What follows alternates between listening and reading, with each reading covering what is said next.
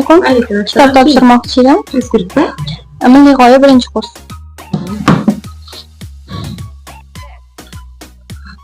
Qaysi kitob topshiryapsiz? Ahmad Yusuf Qozonchining O'gay ona asarini topshiryapman. Kitobda o'qigan bo'lsangiz, o'rtoqlaringizga tavsiya qilasizmi? Albatta tavsiya qilaman. Turk yozuvchisi Ahmad Yusuf Qozonchining O'gay ona asarini mutolaa qildim so'nggi marotaba.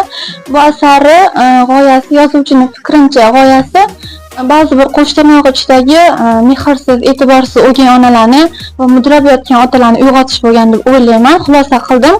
Asari bosh qahramoni Fatima ismli 19 yoshli qiz bo'lib, u juda ham mehribon, ilmli va fidokor bo'lib, 2 nafar o'gay farzandga o'zlarining onalaridan da ziyoda tarbiya va mehr berdi va yillar o'tib bu o'z samarasini ko'rsatdi.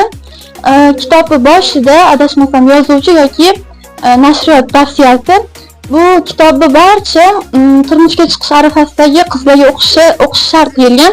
Meni fikrimcha bu nafaqat turmushga chiqish arafasidagi qizlar, balki yigitlar ham yosh tanlamaydi. Bu kitob juda ham tarbiyaviy ahamiyatga ega. Men hammaga o'qishni tavsiya beraman.